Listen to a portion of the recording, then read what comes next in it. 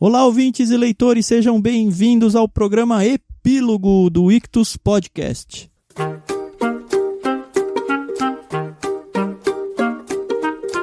No programa Epílogo, a gente encerra a experiência de leitura de algum livro que a gente começou a ler lá no prefácio e esmiuçou com todas as letras que esmiuçou pode ter lá no diário de leitura. Nesse epílogo, a gente vai conversar então sobre um livro, mas é de um jeito bem descontraído, agora sem medo de spoilers, enquanto a gente interage com esse conteúdo e tenta tirar algumas lições aí para nossa vida. Como eu já falei, ele faz parte de um combo de programas, o prefácio, o diário de leitura e encerrando com o epílogo, onde nesses três juntos a gente trabalha toda a experiência da leitura de determinada obra. O livro que a gente vai epilogar, existe isso? Não sei. O livro que a gente vai epilogar hoje é O Grande Sertão Veredas, de João Guimarães Rosa. Então, se você gosta desse livro, gosta do Guimarães Rosa, acompanhou com a gente ou não se importa com os spoilers finais e quer simplesmente ouvir esse episódio, tudo bem também? Segue com a gente. Eu sou o Thiago André Monteiro, @vulgutan, você me encontra lá no Twitter. E eu estou aqui com a minha amiga Carol e mais uma pessoa que ainda vamos apresentar. Tudo bem, Carol? Tudo bem, Thiago? Olha, que prazer estar aqui esse dia, gravando esse programa. E a gente vai deixar você usar o epilogar, porque o autor desse livro, ele ficou famoso em usar neologismos, né? Em criar neologismos. Mais pra frente a gente até pode explicar que não é simplesmente, eu vou inventar uma palavra hoje. Não, tem todo um estudo aí. Então, João Guimarães Rosa está te dando essa licença poética, tá bom? Obrigado. É um prazer estar aqui, como eu falei, mais uma vez. E a nossa convidada, ela já é uma figurinha recorrente aqui no nosso podcast. É a nossa querida Safira Alcântara. Tudo bem, Safira? Oi, Carol. Oi, Tan. Tudo bem, sim. Obrigada novamente pelo convite. Eu me sinto honrada e tô nervosa de novo. Imagina. Olha, eu fico nervosa já faz o quê? Mais de um ano que eu gravo. Você ainda fica nervosa, Carol? Nossa, eu começo a gaguejar. É horrível, né? Mas a edição faz milagre. A gente parece Graças até mais inteligente.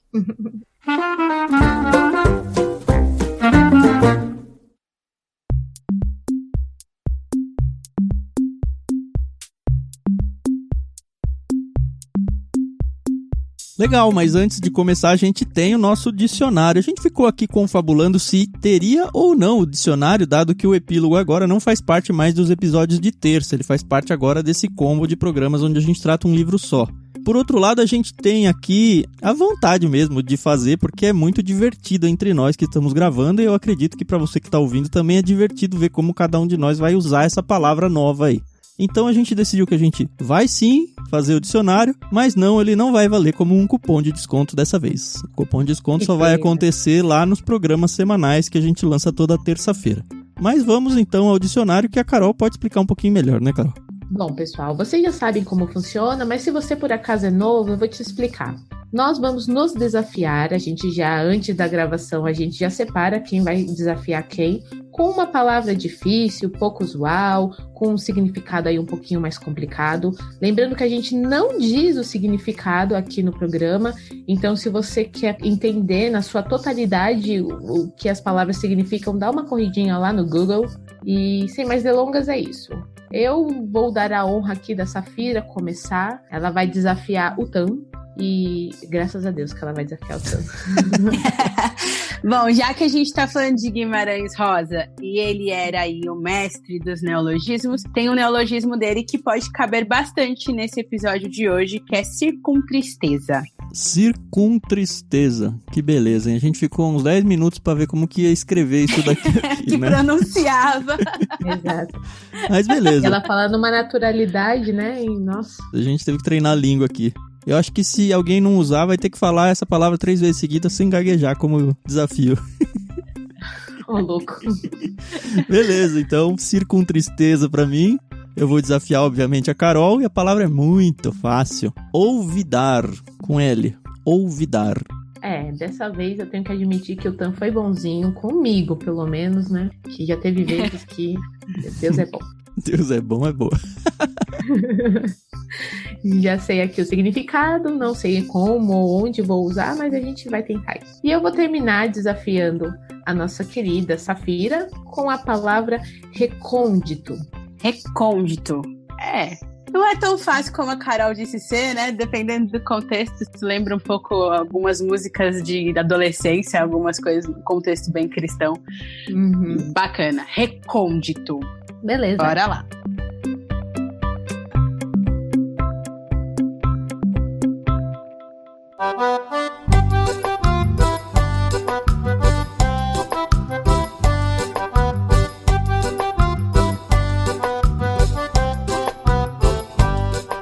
Bom, eu queria já começar falando que foi maravilhoso. A leitura desse livro, Grande Sertão Veredas, foi uma leitura fantástica, foi uma experiência para mim. Eu não queria usar essa palavra, mas visceral foi a experiência, porque tinha dias que eu terminava a leitura tão mal, tão com dor de cabeça, dor no estômago. Eu falava pro Tam, nossa, hoje foi pesado, hoje... Sem contar as partes do demo, né, Carol? Que você ficava com medinho. Gente, eu gosto de brincar disso, entendeu? Eu evito. Ele não tem medo nenhum, nem de falar sobre experiências satânicas, né? Assim como ele é bem explícito ao falar dos estupros, né? Então, isso é uma coisa que me deixava não foi realmente explícito muito mal. assim. Vou dar um print de tela na sua cara agora, Carol. Tá certo, não foi explícito. Tudo bem. Mas eu queria começar explicando o que é esse tal de neologismo que a gente tanto falou lá no início. Uhum. Nós temos uma professora aqui de literatura e eu vou usar e abusar de seu conhecimento. Vamos lá, Saf, explica pra gente aí o que é um neologismo. Você já tem essa intimidade pro Saf, assim, é isso? Perguntei já, antes. Claro que tem. Ela já perguntou? Bom, o neologismo, ele é um fenômeno linguístico aí que o Guimarães Rosa vai usar bastante. É como se eu fosse criar uma palavra ou alguma expressão. Porque o nosso idioma, ele é muito rico, né? Na verdade, a nossa cultura é muito rica e aí o idioma acaba ficando rico junto. Então, para a língua conseguir expressar todas as coisas que nós temos dentro de uma cultura tão diversa quanto é a brasileira, isso não se limita para a língua portuguesa aqui do Brasil. Mas a gente tem muita, né? Uhum. É uma formação de palavras novas, ou pode vir derivado de alguma que já existe, né? E aí, sendo da mesma língua ou não, por exemplo, deletar, né? É um neologismo do delete, que é de outro idioma, e nós aportuguesamos, e a gente faz muito isso. Uhum. Mas o Guimarães Rosa, no contexto que a gente está específico, ele vai pegar essa criação com muita coisa, com arcaísmo, com palavras muito restritas a um grupo que são os sertanejos, e por isso que a gente vai achar muitas palavras que a gente fala, meu Deus, de onde vieram e para onde iremos, né? E pode causar uma estranheza. Isso aí não vem do nada, então, assim, da cabeça dele, ou só simplesmente de uma sonoridade de palavras? Todos, ou pelo menos a maioria desses neologismos dele, eles têm uma origem bem rastreável, vai?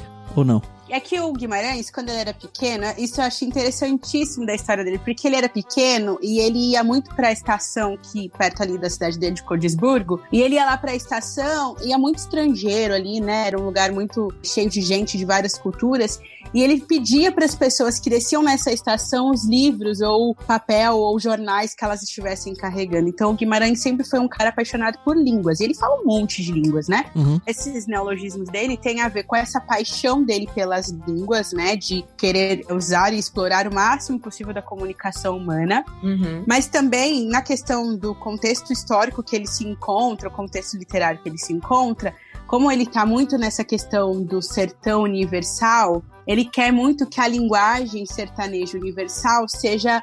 E aí eu já vou entrar talvez um pouquinho na interpretação do próprio livro, porque quando ele coloca um jagunço que tem esse vocabulário tão desafiador, ele tá inclusive colocando isso contraponto aos doutores e senhores e dominantes de línguas, do idioma, para mostrar que a língua é tão vasta, tão complicada, que você não é dono dela, né? Então, é rastreável por essas características. A paixão dele pela língua em geral, por isso que ele é um cara que falava sânscrito. Quem falava sânscrito, né?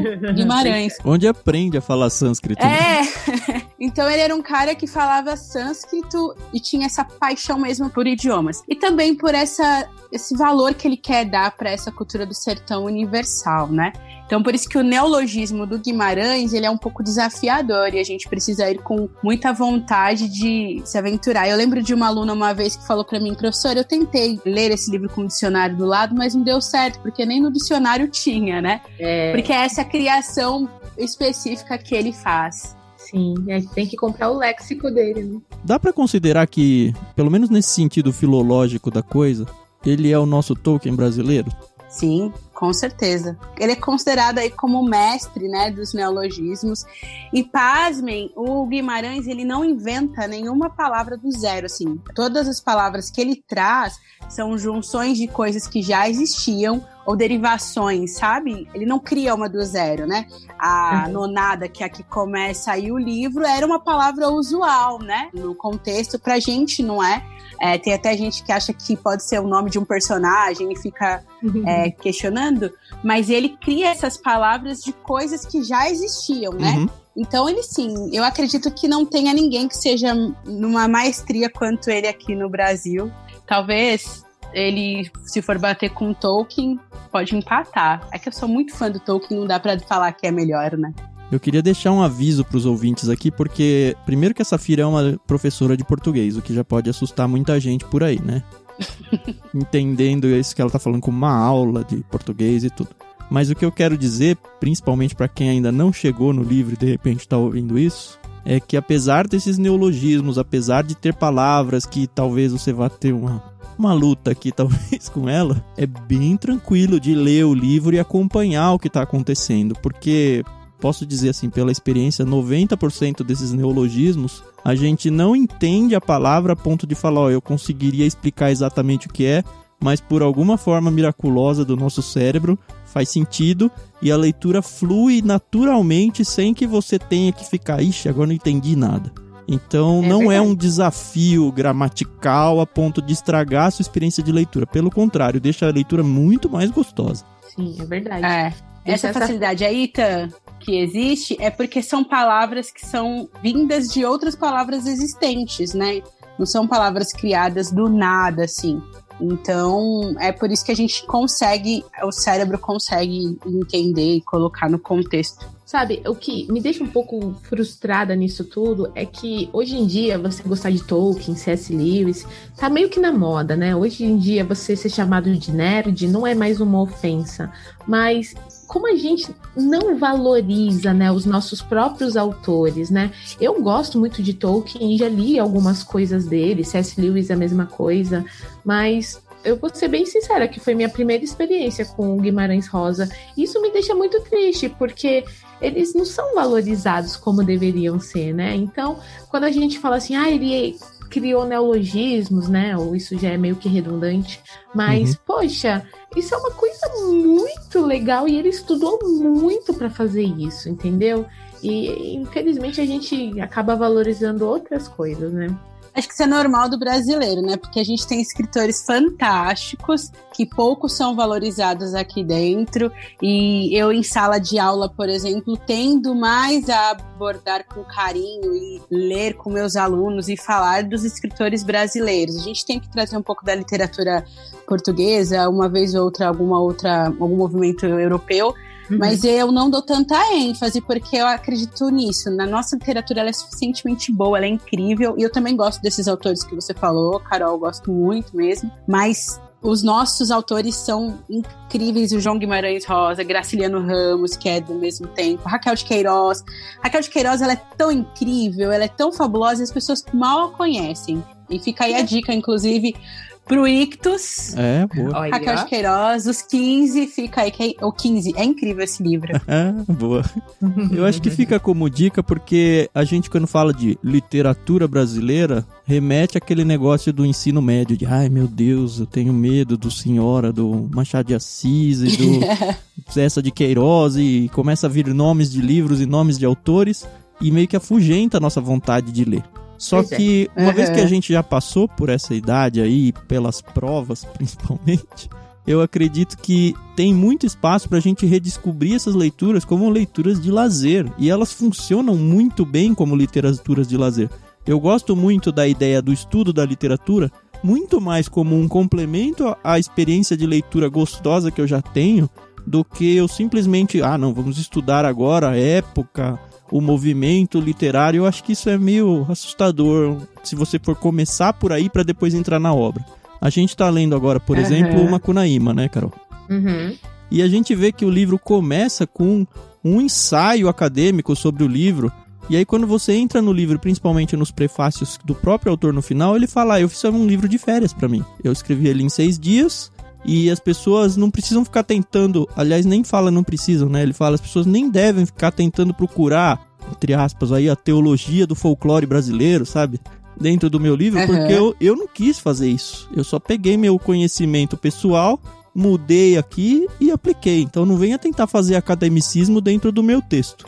E muitas vezes a gente faz isso. A Safira tá fazendo o quê? O mestrado em Macunaíma? Não, mas aí a questão é que você gosta tanto da obra que parte para esse estudo. A gente estuda. O problema é que o brasileiro médio, ele faz o contrário. Ele acha que ele tem que conhecer o modernismo e o romantismo e que não faz sentido nenhum, ou que principalmente ele não vai conseguir entrar na obra se ele não tiver nem lembranças dessa época de estudo dele. Mentira, pega o livro e lê igual você leria qualquer outro. Vai funcionar e você vai amar.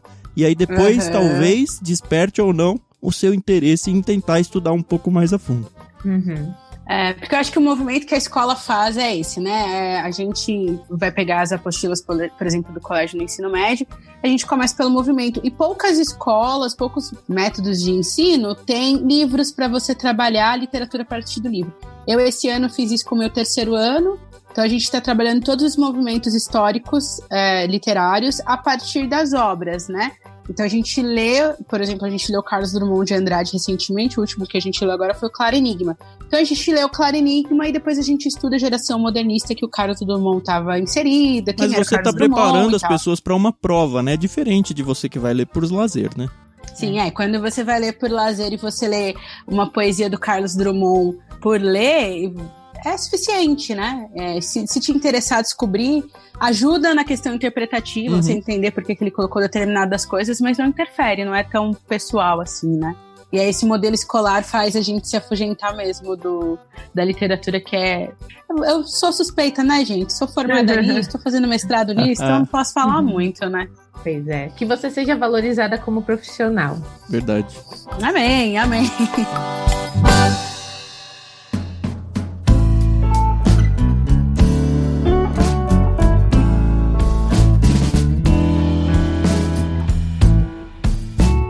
Quanto à autoria do livro, a gente já falou acho que bastante do Guimarães Rosa lá no prefácio, né, Carol? Eu não sei se faz sentido a gente gastar tempo desse programa falando muito sobre ele, a menos de talvez pontuar que ele sim é um brasileiro, apesar dele ter morado em vários lugares no mundo aí, ter sido acho que embaixador na Alemanha ou alguma coisa assim. Isso. Mas ele era um brasileiro que amava a língua brasileira. É interessante ver entrevistas dele que as pessoas perguntam em outra língua e ele responde em português. E ele sabia outras línguas, né? Não é porque ele não sabe o que fazer ali. E a outra talvez é pontuar ele dentro da história. Guimarães Rosa, ele vai ser um autor da 3ª geração modernista do Brasil.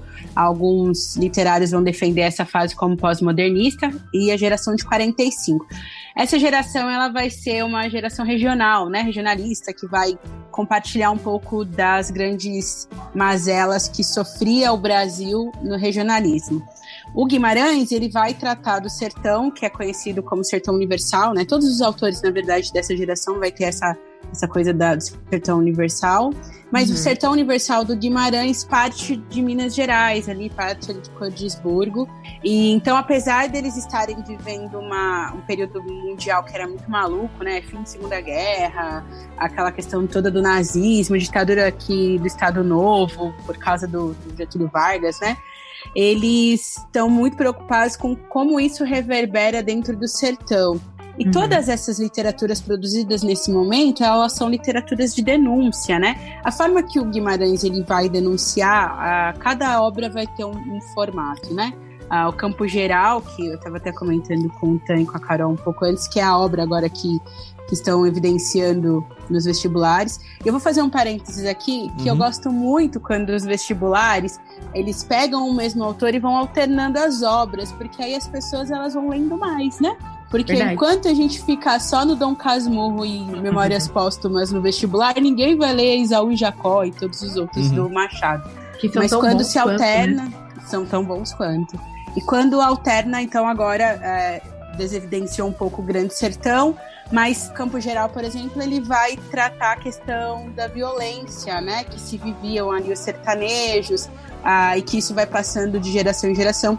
Aqui vai falar do sistema jagunço, e justamente esse termo, sistema jagunço, é o próprio Guimarães quem dá, não é um historiador, não é o Guimarães. É um neologismo que se tornou dicionário, é isso? Quem colocou como o esquema todo, como funciona em sistema, foi o Guimarães Rosa. Então, a forma que ele estudou o sistema jagunço e nomeou assim, né, pontuou por que era um sistema jagunço, foi o nosso autor aí, não foi um teórico que fosse mais específico na história, foi um literário, um médico literário, né? Que legal, Bom, né? e aí ele tem essa parte da história que a gente está vivendo como Brasil. Em cada obra ele vai ter uma denúncia pontual para ser feita. Isso também é fantástico no Guimarães, porque geralmente os outros autores, que são bons e incríveis também, vão pontuar as mesmas, contando histórias diferentes.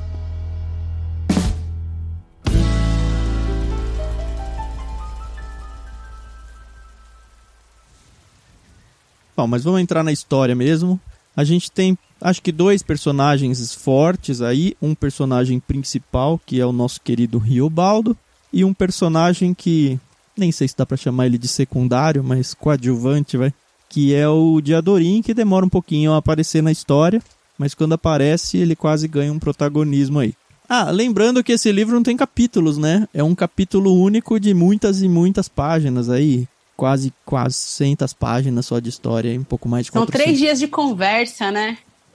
Então, já pensou que delícia, né? Primeiro eu queria elogiar a memória do Riobaldo, né? Esse aí não ouvidou de nada. Vero. O que me faz lembrar que eu tenho que usar a minha palavra. Que bom que você usou. Isso. Eu tenho que dizer, assim, que eu fui muito inocente ao começar a leitura desse livro, né? Então a gente começa aí com a narração do Riobaldo para um doutor, né? Ou para um homem que ele chama de doutor. A gente acaba não tendo muitas informações desse personagem. Mas eu fui muito inocente porque eu fui ir atrás, primeiro para a gente gravar o prefácio do livro, de algumas informações sobre o livro. E eu descobri que foi gravado, sei lá, final dos anos 80, início dos anos 90, uma série na Rede Globo, com o mesmo título, né, Grande Sertão Veredas, e deu ali a lista dos personagens, né, quem fez o quê? O Tony Ramos fez o Riobaldo, e pra mim estragou total a experiência. Ai, meu Deus! Total. Quando eu Você teve descobri spoiler antes de ler?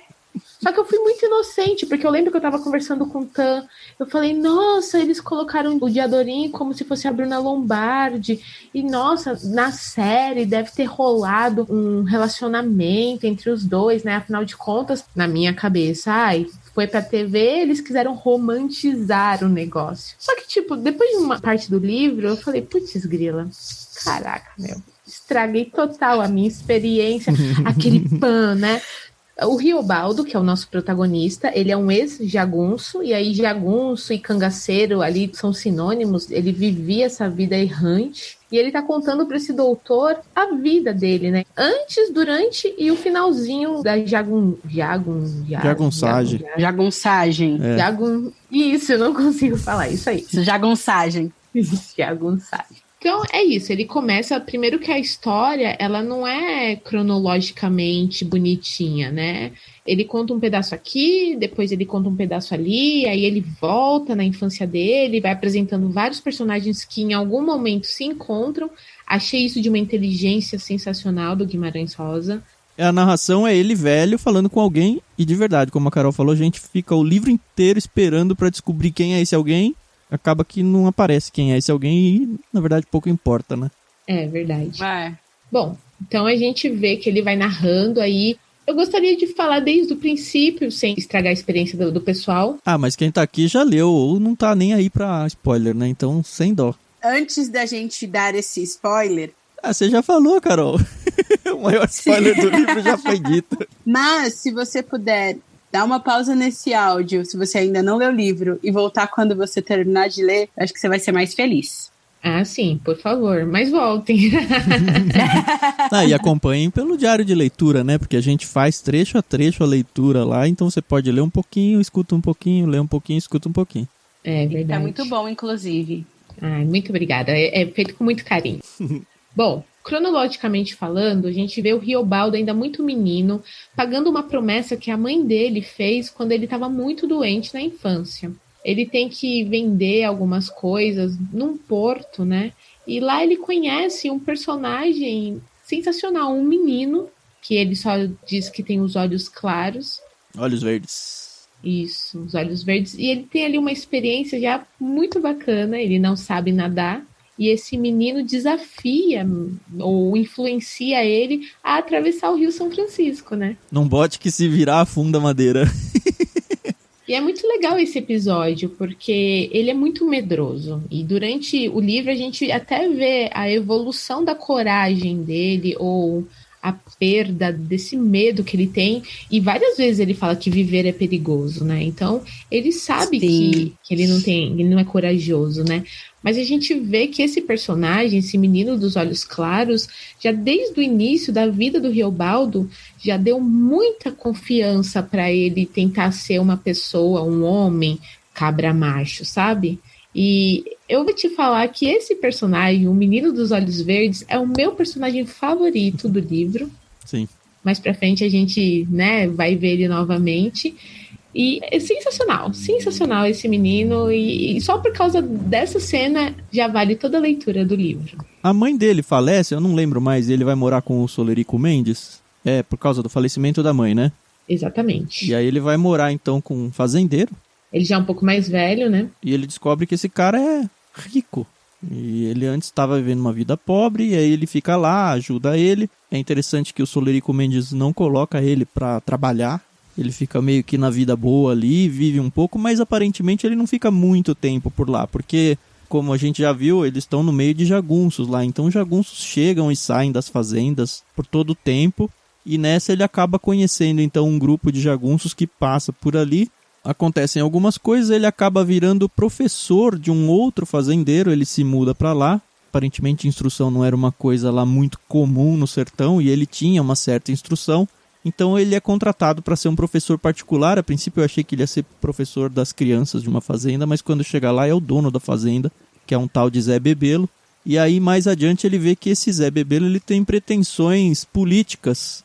E é interessante ver isso, né? Porque as pretensões políticas da época, e a pretensão dele era terminar com os jagunços. Para isso ele praticamente vira um jagunço para entrar no mundo da jagunçagem e lutar contra outros jagunços com pretensões então de abandonar essa vida e entrar na política. E nessa, o Riobaldo então se junta a um bando de jagunços e vai junto com eles. Quando eles entram nesse esquema dos jagunços, é muito interessante porque o Riobaldo de pequeno, ele já tinha esse olhar, né? Ele já admirava os jagunços, então quando ele se torna um jagunço, quando ele reencontra então o Reinaldo, que é aquele menininho dos olhos verdes que ele passa numa pequena embarcação pelo Rio São Francisco.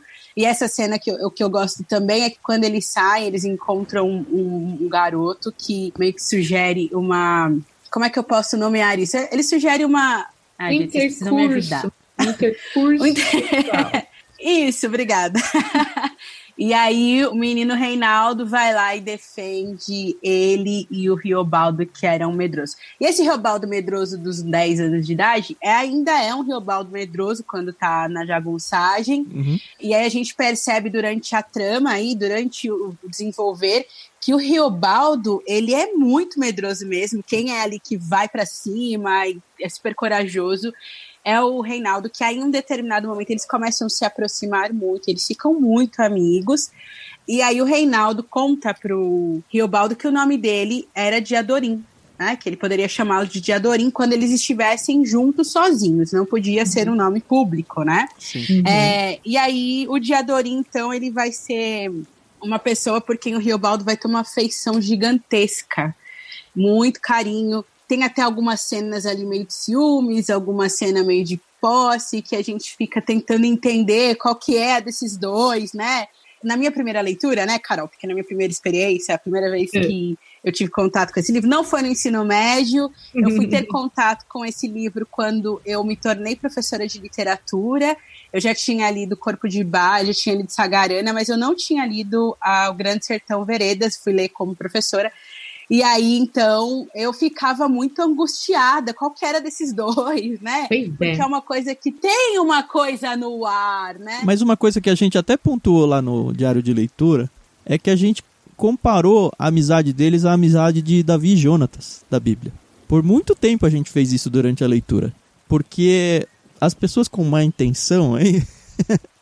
elas podem pensar, não, vai ter aí algum relacionamento homossexual ou algo desse tipo aí.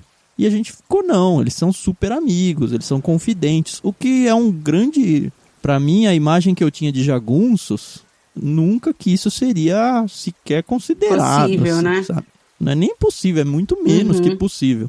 Então eu pensei já de cara, não. Só que aí, conforme a história vai evoluindo, você percebe que o Reobaldo, ele vai desenvolvendo um certo amor eros aí, pelo Diadorim, e ele mesmo se auto-recrimina o tempo todo por causa disso. O tempo todo. Lá no finalzinho que ele deixa sem querer escapar uma frase de que, se você fosse uma mulher, a gente teria alguma coisa. Que ele sonha, né? Isso, e ele verbaliza isso, acaba verbalizando. Mas isso muito perto do final do livro. O tempo todo é meio que ele tentando se justificar pro senhor que ele tá conversando. Não, mas veja bem, isso não tem nada demais, presta atenção. Porque, na verdade, o que a gente está vendo aí com o Reobaldo e o Diadorim é um misto dessa coisa da amizade mesmo, que eles são meio que devotos um do outro, e com uma impossibilidade amorosa, porque, como você falou, né, Tan, eles estão vivendo ali num sistema jagunço, e esse sistema jagunço não permitiria. Hoje, pra gente, é uma coisa que acontece, né? Tá aí, a gente vê isso, não seria tão assustador, mas imagine 1956, né? E ainda no meio dos jagunços, né? No meio dos jagunços, no sertão ali de Minas com Goiás. Era puxar a peixeira e acabar com a graça, na hora, né? E assim, o interessante é que, por mais que eles se relacionem, sejam muito amigos, ainda assim o Diadorim, ele vai ter um certo mistério para com o Reobaldo, né? Com as outras pessoas ainda mais, mas ainda assim, porque ele fala algumas partes, ele fala, quando tudo isso aqui acabar, né, quando a vingança acontecer, eu vou te contar. E é importante falar, né, que o que acontece? Ele se torna jagunço porque o pai do Diadorim, ele foi morto e agora eles querem se vingar dos Judas, né? O pai do Diadorim, ele era um líder jagunço, né? Jagunço. Como ele chamava? O Joca Ramiro. Joca Ramiro, isso. Ele era, então, líder dos jagunços. Acho que o maior dos líderes que apareceu no livro todo, apesar dele ter pouco tempo de vida na história.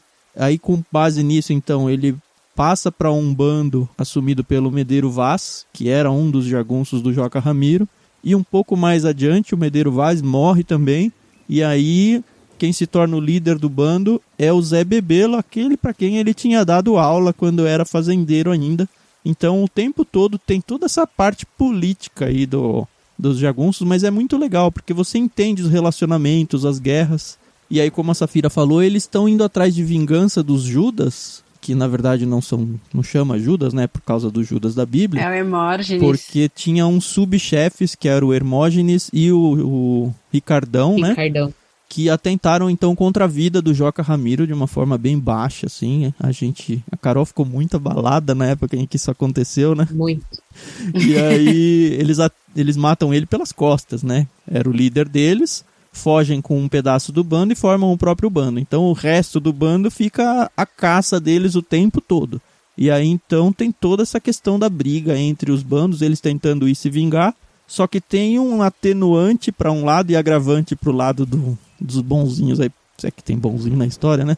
É que nada de mal acontece nunca com os Judas lá, principalmente com o líder deles, o líder maior, que é o Hermógenes, porque rola uma boataria forte de que o Hermógenes tem um pacto com o diabo. Então nada de mal acontece com ele. Para mim, esse pacto com o demônio é o principal assunto do livro todo. Com o Reobaldo, porque a gente vai ver que o Reobaldo, desde o início, ele tá tentando convencer o ouvinte dele aí, que é esse senhor doutor, se é possível ou não ter um pacto com o demônio se é possível vender a alma ao demônio, porque ele fala, bom, a alma não é minha, a alma é de Deus. E aí fica, assim, 2/3 do livro pelo menos, fica essa dúvida, ou pelo menos essa sugestão de que em algum momento o próprio Riobaldo vai fazer o seu pacto com o demônio. De fato, isso acontece mais adiante. E até porque essa invocação do mal, né, que ele faz, que ele cita inúmeros nomes do demo, porque ele tem essa dúvida, né, e essa dúvida é carregada por uma culpa que a gente vai chegar nela, mas ele não sabe se realmente esse pacto que ele fez deu certo, fica aí pairado, né, mas o que acontece é que nesse processo que eles estão aí para essa vingança, é interessante o jeito que o Guimarães explica o jagunço, porque ele mostra ao jagunço uma questão de respeito, de amor e de religiosidade, mesmo parecendo, né, que pra gente que tá aqui distante, essa coisa de jagunço, de... Um monte de bandoleiro, mas com ética dentro. É isso, eles têm regras, eles não são, né, bagunçado, né? Tem até um julgamento muito legal deles, né? A hora que eles pegam o Zé Bebelo, não, agora vamos ser julgados. E eu e a Carol interagindo com isso, mas como assim vai ser julgado?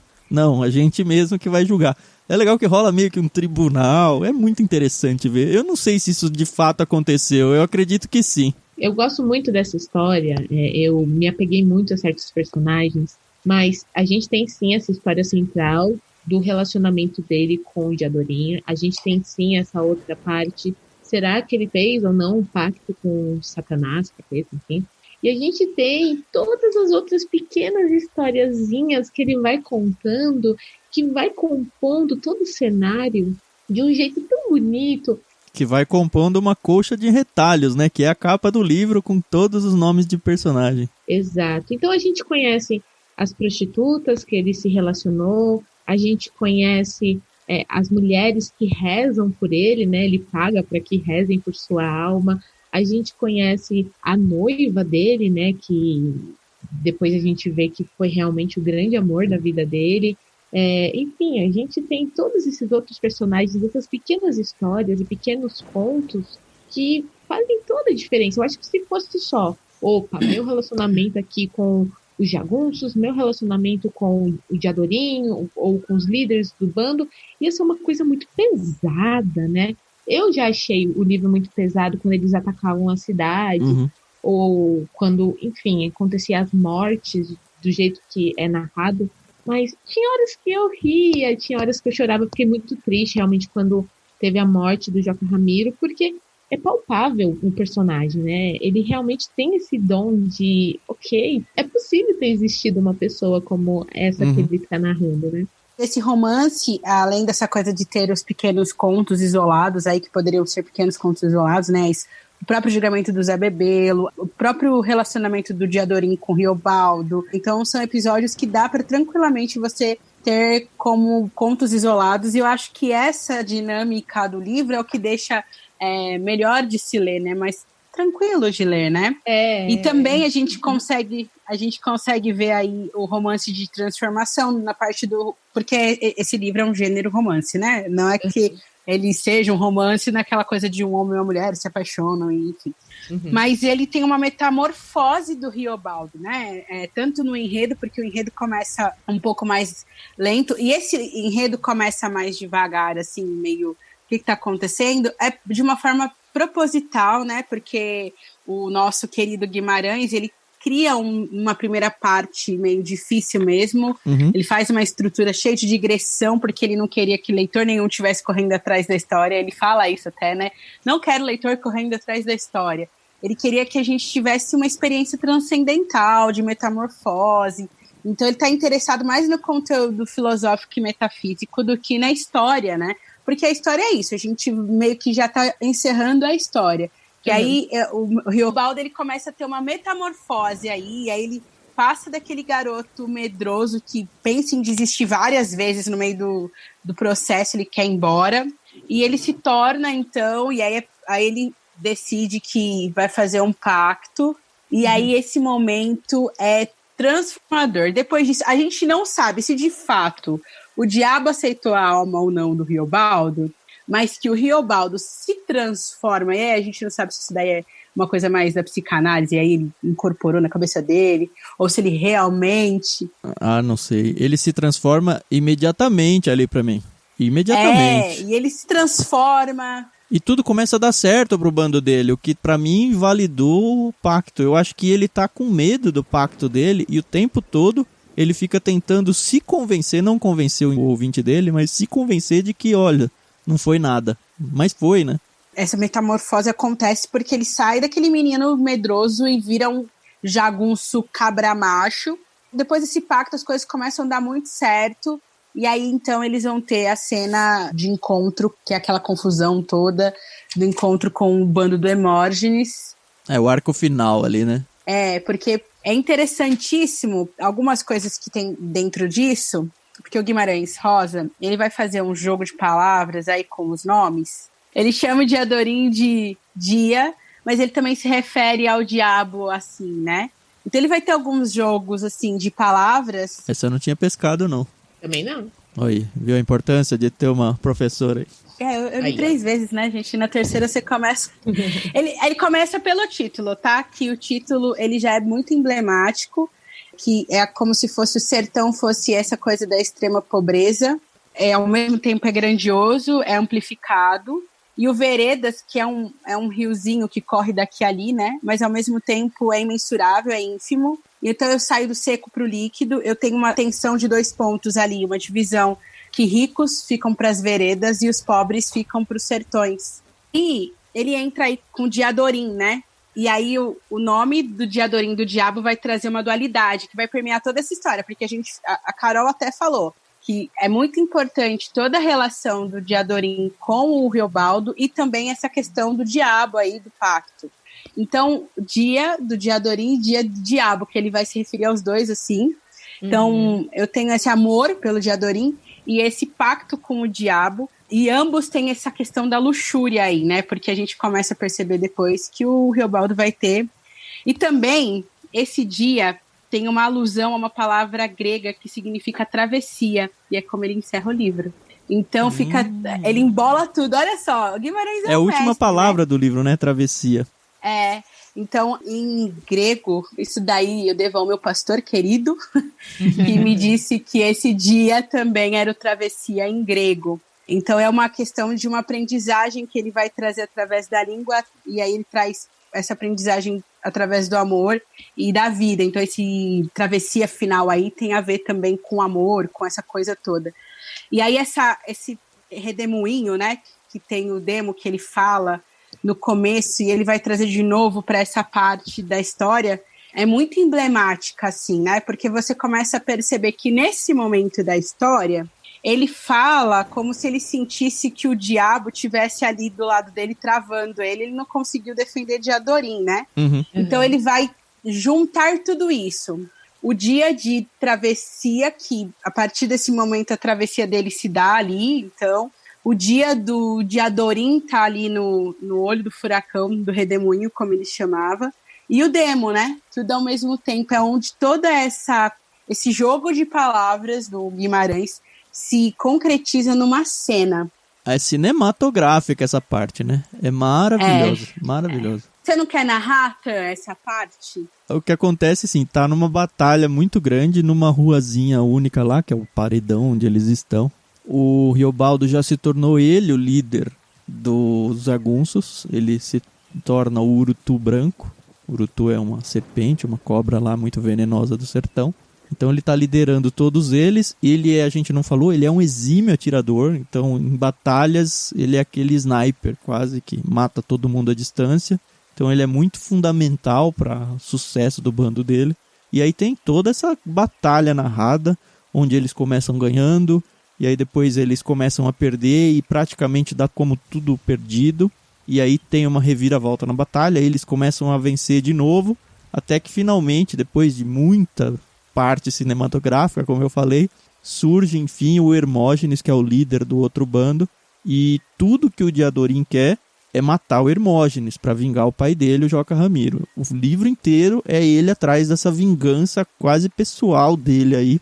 Essa hora, o Riobaldo, o Urutu branco, ele tá em cima de uma casa, um sobrado na parte de cima, então ele tava atirando pra todo mundo, assim, matando várias pessoas. Só que ou ele fica extremamente cansado, ou como a Safira falou, e eu gosto de pensar que foi isso mesmo, o demônio falou, olha, a partir de agora você não vai ter forças mais para atirar, você só vai conseguir assistir o desfecho que eu vou dar. E de fato ele assiste tudo, então acontece uma batalha corpo a corpo entre o Diadorim e o Hermógenes, apesar de balas para todo lado, eles vão um para cima do outro com facas. O Diadorim faz um rasgo abaixo do pescoço dele, que diz que a pele dele até desceu pela barriga, assim. E aí a gente pensa, puxa, finalmente então venceu e o Hermógenes vai acabar. E a gente como leitor está o tempo todo torcendo, não só pela derrota dos Judas, mas principalmente porque tanto o Riobaldo quanto o Diadorim, eles tinham meio que certo que a partir do momento em que acabasse a vingança, eles iam abandonar os jagunços e iam viver a sua vida juntos, numa fazenda, como amigos e tal. Só que aí, nessa mesma batalha, onde o Diadorim mata o Hermógenes, ele é ferido e ele acaba morrendo. E no momento em que ele está morrendo, o Riobaldo desmaia. E aí, quando ele acorda, ele vê, cadê o Diadorim? Cadê o Diadorim? Ele pergunta primeiro se a gente perdeu ou ganhou. Eles, de fato, venceram a batalha, o bando deles. Mataram tanto o Ricardão quanto o Hermógenes. E aí ele pergunta pelo Diadorim e ele fala, o Diadorim morreu. E aí trazem o corpo de Diadorim, ele pede para ficar sozinho com o corpo. Na verdade, fica a esposa do Hermógenes, que eles, numa outra situação, eles tinham capturado ela como refém e tudo.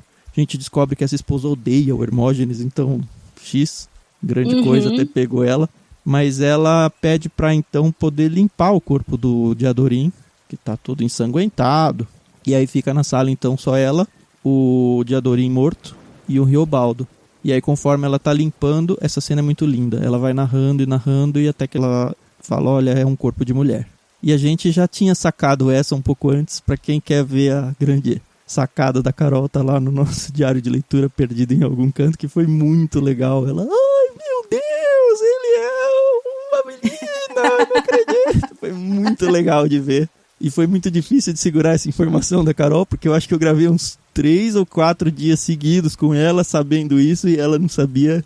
E aí a hora que ela descobriu foi muito legal. E, enfim, espero que você que chegou nesse áudio com a gente aqui tenha lido o livro, para não perder esse plot twist fantástico. E aí então ele abandona o jagunço, né? Mas é muito bonito a hora que... Eu não sei se é bonito, se é muito triste, não sei. É emocionante, porque ele chama, né, o amor da minha vida, e beija a testa da Diadorim, que agora pode falar, Diadorim. E é muito tocante essa cena, né, de que... Aí, a partir disso, eu fico imaginando, imagina pra pobre da Diadorim viver todo esse processo, apaixonada pelo Riobaldo, sabendo que poderia viver esse amor, mas ela tinha que continuar como homem. Ela já tinha prometido pra ele que ia contar um segredo depois que acabasse a vingança, né? Então ela tinha certo de que ia falar. Porque o tempo todo ela tem ciúmes dele, né? Com a própria Otacília, que é a noiva do Riobaldo, e todas as outras prostitutas que ele pede. Lá também. Na verdade, no começo a gente até vê que o Diadorim, enquanto ele pede, né, pro Riobaldo não se envolver com nenhuma mulher, né, conforme eles vão entrando nas cidades, né. Ele fica muito chateado quando o Riobaldo não consegue se conter e tem que e a Carol também fica muito chateada. Relacionamento. Eu fico. Poxa. Mas, assim, o que eu achei bonito é que o Riobaldo para de sentir culpa de ter qualquer tipo de sentimento, né? Porque a gente vê durante todo o livro que ele fala, né? Eu gosto dele, mas eu sei que é errado, né? Não, talvez não fale com essas palavras, mas a gente percebe que ele tem esse sentimento de culpa. E quando finalmente a gente percebe que Diadorim era uma moça... a gente fala, não, tá tudo bem. Então, na verdade, realmente, você podia ter sentimentos, né, por ela. Você não tá errado, nem nada do tipo, né? E eu fiquei muito triste quando ele morreu, porque a gente também espera sempre um final feliz, né? E ele teve o final feliz dele, né? Mas eu acho que esse livro não podia ter final feliz, porque senão ia estragar a obra, eu acho. Mas ele teve o final feliz dele. Ele teve. Ele seguiu a vida, ele envelheceu. Ele casou. E o Quemelen, o amigo dele, o compadre dele, fala, né, na verdade, que ele não fez pacto nenhum com o demônio, porque a alma não nos pertence, né, pertence a Deus, e como é que a gente vai vender uma coisa que não é nossa, né? Ele defende a ideia de que o ser humano, ele tem um trecho que eu menciono isso, se eu não me engano, é no episódio 15 ou 16, eu narro um trechinho disso lá no Diário de Leitura, onde ele fala que o vender a alma ao diabo é um verbo que não tem transitivo indireto, né? Você vende a alma, mas não a alguém. Você simplesmente se vende. E a gente, como pessoas, pode fazer isso em qualquer situação. Óbvio que a gente não vai criar uma teologia de se pode ou não vender a alma ao diabo. O livro também não se presta a isso, porque a gente percebe que, na verdade, é o medo dele de ter feito algo que ele não queria ter feito e acha que fez. Mas não importa muito se ele vendeu a alma ao diabo ou não, porque o fato é que ele se vendeu em troca de algo. E fica aí, então, pra gente o desafio de pensar sobre isso, de que, de fato, a gente pode sim vender a nossa alma por qualquer circunstância da vida que seja, simplesmente para ter qualquer coisa, né? Você pode fazer isso no seu emprego, você pode fazer isso por seus filhos, por algum bem de consumo que você está querendo ir atrás, você simplesmente se vende, vende a sua ética, vende a sua moral, por conta de coisas que não fazem muito sentido. Falando sobre a obra como um todo, eu estava falando com a minha esposa e meu filho esses dias sobre os livros que eu mais gostei de ler na vida. Eu não consigo enumerar tal, mas se eu fosse colocar uma lista aí, eu acredito que esse Crime e Castigo estão com certeza entre os 5 melhores que eu já li na vida. Quando eu recebi o box de vocês com o Grande Sertão, eu fiquei muito feliz porque eu acho que é um dos livros tão cheio de sensibilidade do Guimarães, assim, né? E essa edição tá muito bonita. Mas ele tem muita sensibilidade aí, né? Porque ao mesmo tempo que ele traz toda essa parte que é mais dura, da jagunçagem, ele evidencia um povo, né, que são os sertanejos, de uma forma tão bonita, porque ao mesmo tempo que ele é cheio de ação, esse livro ainda é bem delicado, né? E é de uma sagacidade o Riobaldo, porque, por exemplo, quando ele tá narrando essa história para esse doutor, ele já sabia que a Diadorinha era mulher. Então ele poderia já no começo da história contar para esse doutor da Diadorinha e pipipi, mas na verdade ele vai contando a história como ele soube. Então ele narra pro doutor para que o doutor e nós, né, leitores, tenhamos a mesma experiência que ele, o Riobaldo, teve do processo, né, de se encontrar com o menino Reinaldo pequeno, reencontrá-lo grande, se tornar amigo, se apaixonar e depois descobrir que era uma mulher e que essa mulher poderia ser a mulher da vida dele. Então essa é uma sagacidade fenomenal, né? Então é feito de propósito isso. Não sei se esse prazer que ele tem de contar desse jeito é psicanalítico, discursivo ou ideológico, mas ele faz assim, né? Não revela que a Diadorinha é mulher e ele tem esse prazer de se afirmar, né? De afirmar o amor que ele tem, e mostrar que no começo não era, e depois vai se transformando, e é aquela coisa de negação, né? E aí ele tem aquela coisa, né? O senhor não levante o escândalo do começo que é escuro, depois se torna claro. Bom, então é mais ou menos isso, que você entra num romance e tá tudo meio escuro, meio perdido, e daqui a pouco vai ser mais claro e vai ficando cristalino. Eu sempre tive meio medo de livros muito grandes, principalmente porque demora muito para acabar. Eu amo contos, porque é uma história fechada e eu sento, leio e acabou.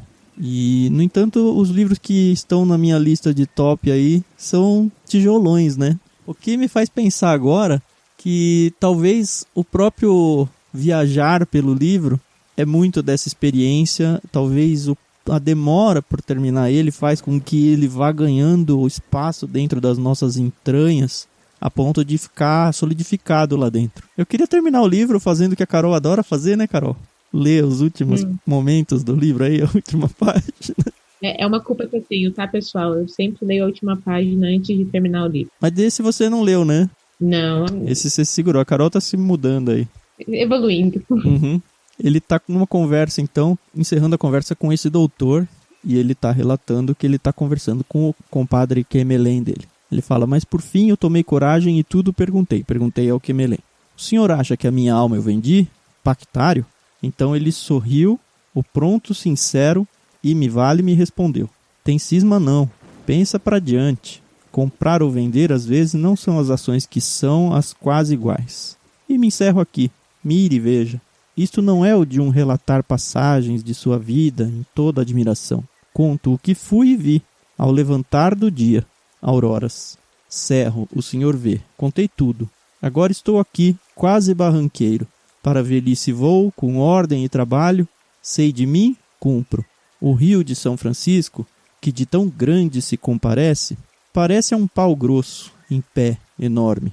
Amável, o senhor me ouviu, minha ideia confirmou que o diabo não existe. Pois não? O senhor é um homem soberano, circunspecto. Amigos somos, nonada. O diabo não há. É o que eu digo, se for. Existe, é homem humano. Travessia. E olha, eu não cheguei às lágrimas nesse livro aqui, mas passar por ele foi um misto de emoções muito, muito grande. Em vários momentos a gente sentia alegria, sentia medo, a gente percebia, dentro do bando inclusive, né, uma tal circuntristeza. Ufa! E é um misto de emoções, assim, que você tem que ir degustando. Eu acho que essa troca de neologismos aí, esse uso de neologismos ajuda muito nessa experiência, porque te obriga a diminuir a velocidade de leitura se você de verdade quiser aproveitar. Sim, verdade, concordo. Até porque é proposital, né? Dele querer que você, nessa sua experiência, que você vá entendendo o enredo e que você vá pensando, ele te põe algumas coisas ali a pensar, a refletir. Então, talvez essas pausas que o livro acaba te causando é interessantíssimo, né? Porque você está aí observando o que está acontecendo e você meio que você se percebe nesse pensamento, nessa metafísica que vai te abraçando, né? Eu acho que, assim, provavelmente, muito provavelmente, eu não vá ler mais esse livro, principalmente da forma como eu li dessa vez. Mas é o tipo de livro que marca a nossa vida, né? Para sempre eu vou lembrar com carinho do que o Guimarães Rosa fez. E indicar muito esse livro para todo mundo, né? Com certeza. Acho que valeu demais. Esse livro foi indicação de um peixe grande, né? O Gerson Borges. E valeu demais. É o tipo de livro que depois que você lê, apesar de você se apegar e chorar e rir e ter raiva, você fala, uau, valeu a pena, né? É um livro para aplaudir de pé, né? É.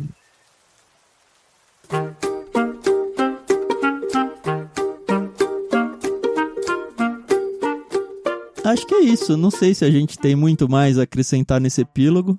Gostei demais do livro, como já ficou bem claro. Recomendo muito fortemente para que as pessoas, de fato, façam a leitura dele. E avancem, porque, assim, é uma leitura demorada. A gente levou um mês, né, Carol, para ler?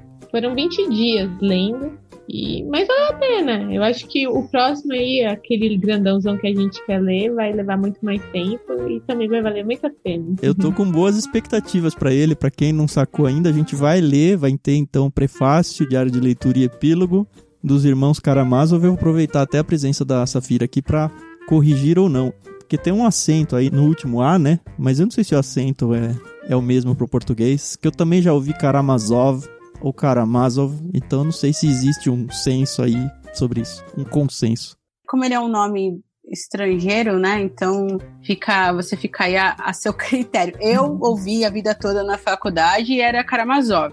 A gente não usava esse acento aí, não. Tá bom, vale mais do que só eu lendo português aqui, então eu vou assumir o Karamazov. Beleza. Todo mundo usou sua palavra? Só eu que tava faltando? Eu não sei se a Safira comeu bola ou não. Não, eu não usei. Olha eu aí. comi bola. Ah, Não acredito. E eu tinha até pensado em usar essa coisa do recôndito pra falar dessa coisa do pacto, que ficou meio recôndito, assim. Só que eu me empolguei, fui embora e não falei. eu quase esqueci. Bem triste. O que a gente vai fazer a respeito, Carol? Poxa, o que a gente vai fazer a respeito? Safira foi, acho que a nossa primeira convidada. Nós já tivemos um convidado que não usou a palavra. A Safira foi a primeira e vai ter que pagar uma prenda. É isso aí, eu vou... meu Deus. É fácil. Eu vou ter que falar com tristeza 3 vezes? Você pode escolher, você pode dar R$1.000 pro Ictus, ou você pode falar um trava-língua. Eu já tinha pensado um trava-língua faz bastante tempo. Trava-língua. Trava-língua? Acha um aí pra mim. Deixa eu lembrar ele certinho aqui. É assim, você tem que falar rápido, hein? Na pia tinha um prato, um pinto e um gato. Pinga a pia, apara o prato, pia o pinto, mia o gato. Nossa, você vai ter que escrever isso aí pra mim. Na pia tinha um prato, um pinto e um gato. Pinga a pia, apara o prato, pia o pinto e mia o gato. Só que é assim, na pia tinha um prato, um pinto e um gato, pinga a pia para o prato, pia o pinto, mia o gato. Gente do céu. Eu vou passar vergonha em rede nacional agora. Mas depois a gente manda só pros seus alunos. Ai, meu Deus. Lembrando que essa parte não vai ter edição, hein? Ai, meu Deus, que sacanagem. Tá, na pia tinha um prato. Já me perdi aqui, tá bom? Na pia tinha um prato, um pinto e um gato. Pinga a pia, para o prato, a pia, o pinto e mia o gato. Aê! Tá bom. Eu vou usar a palavra da próxima vez. É mais fácil, né? Eu tava muito ansioso por esse dia e quase foi comigo. Olha. Beleza, a próxima trava-línguas a Carol que vai procurar, hein? Tá, eu já tenho um aqui. Isso, eu dou créditos ao Cocoricó, que o meu filho Lucas via muito e fazia parte de uma letra de música, isso daí. Meu Deus. Obrigada, Lucas. Então, beleza, a gente agradece de novo a presença da Safira, que assim como ela é ubíqua, né, que falam, ubíqua é que está em todo lugar, é isso? É onipresente. Arroz de festa. É, arroz de festa. Como ela é ubíqua lá no irmãos.com, tá se tornando aqui também no nosso Ictus Podcast. E a gente queria terminar de um jeito diferente. A gente começou a fazer isso em alguns programas. A gente normalmente fazia esse negócio de, inscreve no canal, seja mantenedor e tudo. E a gente sabe que isso realmente é muito importante pra gente. Vocês sabem já que isso é muito importante pra gente, que a gente precisa dessas coisas. Mas a gente meio que quis fugir um pouco do comum. E ao invés de ficar simplesmente quase apelando, pedindo isso, a gente quer que vocês retribuam um pouquinho do que a gente faz por vocês. Entendam que para cada hora de episódio que a gente produz, a gente gasta de 4 a 5 horas em produção total, assim, seja gravação, edição, e é um trabalho enorme. Então, para cada hora que você tá ouvindo esse episódio, se você gastar como retribuição pra gente 30 segundos em oração por nós, tanto pelo Ictus como projeto, quanto pela minha vida, quanto pela Carol, e a gente aproveita então pela vida da Safira que tá aqui com a gente, você vai estar fazendo um bem enorme. Então a gente pede então essa troca para vocês. Pelo tempo que vocês estiveram então ouvindo com a gente deixa um áudio em silêncio aqui por 30 segundos, para que nesse momento você faça então uma oração por nós. E aí no final a gente vai encerrar então com a nossa vinhetinha para você saber que ok. Fica combinado então? Se você quiser deixar antes disso sua rede social, Safira, o pessoal já conhece onde a gente tá. Eu estou sem, depois daquele dilema das redes, eu excluí as minhas, muito por enquanto. Bem, é isso aí. Um dia eu volto, mas por enquanto eu estou me desintoxicando, porque eu gosto muito de pensar por mim mesma, eu gosto de ser inteligente, né? Essa é uma virtude minha que eu gosto. E aí, quando eu assisti essa série, esse documentário, eu vi o tanto que eu tava sendo manipulada, eu falei, não, eu não. Então né? Eu estou sem redes sociais, por enquanto, mas a oração é bem-vinda, né? Ouvi-los aí. Muito bem-vinda. Meu nome é Safira Alcântara. Tudo bem que tem poucas Safiras, né? Deus sabe quem sou a Safira. Mas orem sim, é muito bem-vindo. E achei muito bonito isso. Então fica aí o combinado. Se você quiser aproveitar, a gente tem nas nossas descrições do podcast aí todas essas papagaiadas que todo mundo faz. Mas o que a gente quer mesmo é que você gaste então 30 segundos de oração por nós, tá bom? Obrigado por ouvir e até a próxima. Até a próxima, pessoal.